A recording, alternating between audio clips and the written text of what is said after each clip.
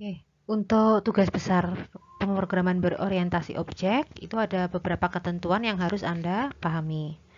Nah, yang pertama itu adalah satu kelompok itu berisi 3 orang, ya, tidak boleh lebih. Aplikasi antar satu kelompok dengan kelompok yang lain di dalam satu kelas itu harus berbeda, gitu ya.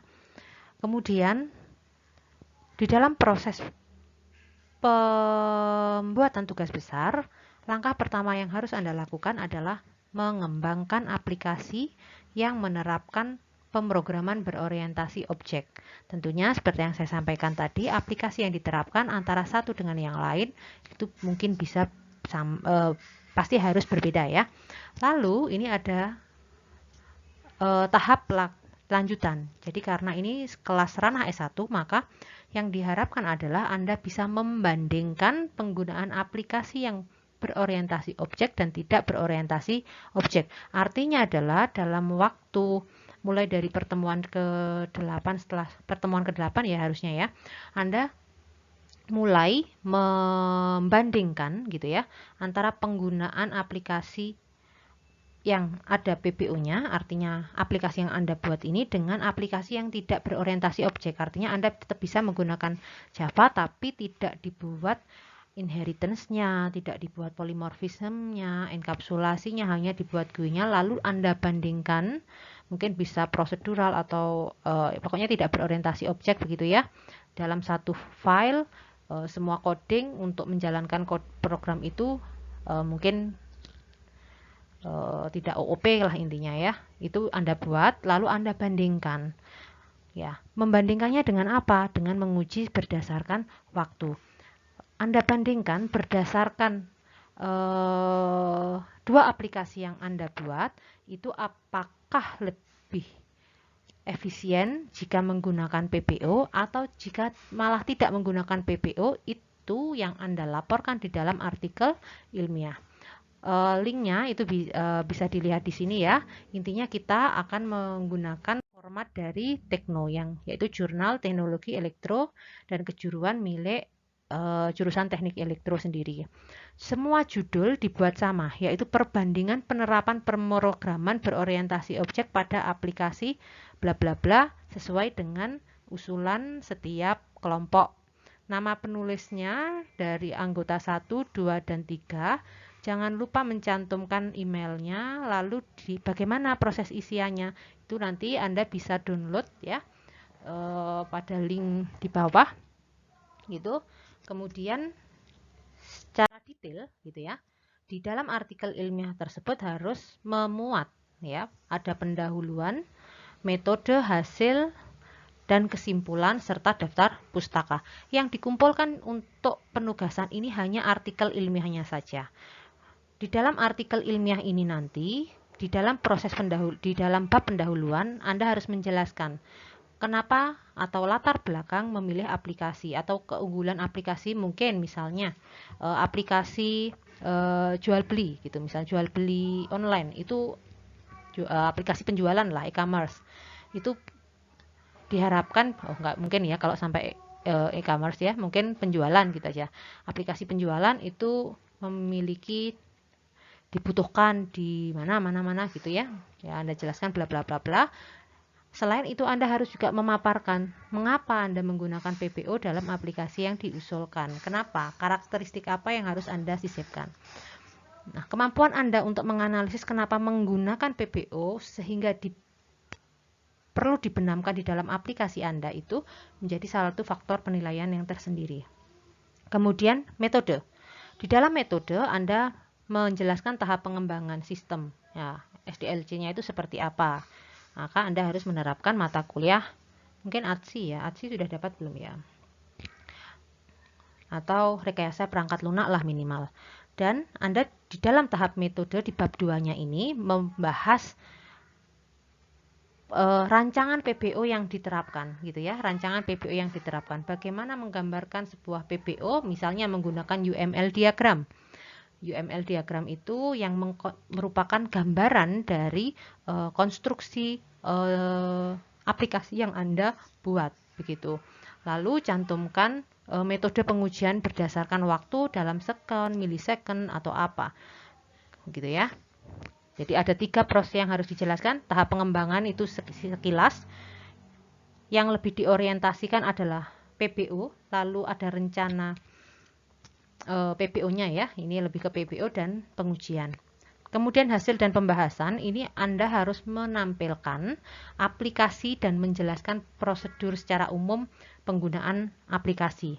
Serta Anda harus menjelaskan aspek penggunaan pemrograman berorientasi objek yang Anda sisipkan di dalam aplikasi Anda. Misal, Anda menerapkan inheritance, itu diterapkan untuk bagian apa, di bagian mana, untuk apa, itu dijelaskan. Polymorphism misalnya, nah itu dijelaskan di bagian mana.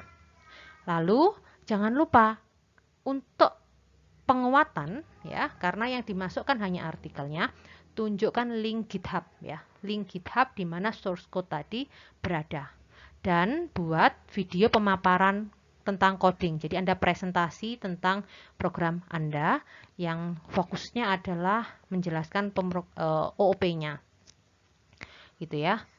Mungkin lebih detail dari artikel ilmiah ini. Bisa dimasukkan ke YouTube atau di dalam Google Drive. Lalu linknya itu Anda masukkan ya di dalam hasil dan pembahasan. Kemudian Anda cantumkan hasil waktu. Ya, tadi kan sudah membuat 2 aplikasi, yang satu menggunakan PPO dan tidak menggunakan PPO. Lalu dibandingkan bagaimana terkait dengan waktu, mungkin dibentuk dalam tabel. Untuk diketahui apakah memang lebih efisien menggunakan PPO. Pengujian tidak harus menggunakan waktu. Misalnya efisiensi itu misalnya jumlah baris atau apa yang bisa Anda lakukan pengujian, itu terserah ya. Nah, karena Anda belum masuk ke metodologi penelitian. Jadi cara mengujinya itu masih terserah. Mau waktukah atau yang lain boleh.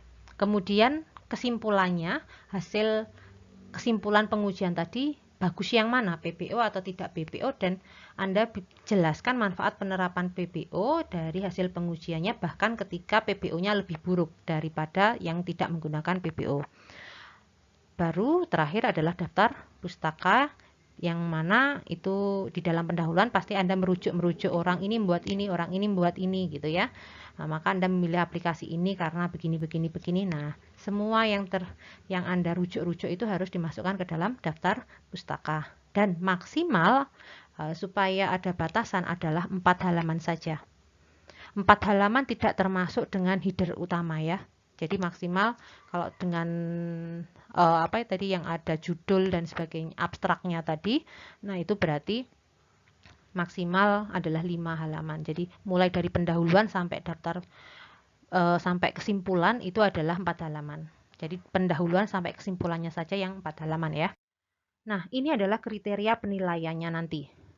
Ada 3 aspek yang dinilai di dalam tugas besar, begitu. Untuk PBO, seperti yang saya jelaskan di awal dulu, tidak ada UTS, yang ada hanya evaluasi tugas besar dan UAS.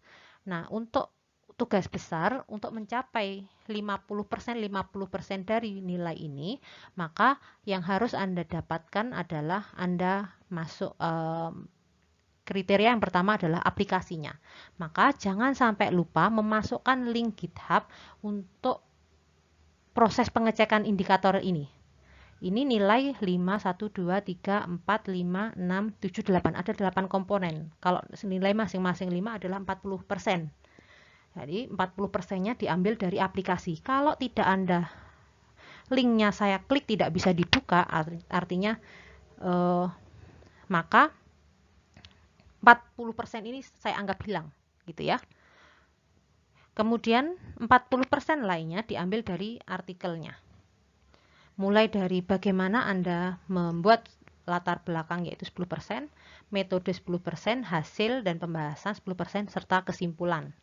Apakah pendahuluannya logis, menggunakan bahasa yang ilmiah, metode pemaparan OOP, UML diagramnya ditampilkan atau tidak, dan hasil dan pembahasannya itu seperti apa. Apakah hanya menampilkan hasilnya, gambarnya saja, tapi tidak ada pemaparan tentang OOP-nya, itu juga menjadi 10% lainnya. Dan kesimpulan yang menjadi poin akhir dari serangkaian kegiatan tugas besar tersebut. Apa yang memang bisa Anda simpulkan dari sebegitu panjang waktu ketika Anda membuat tugas besar.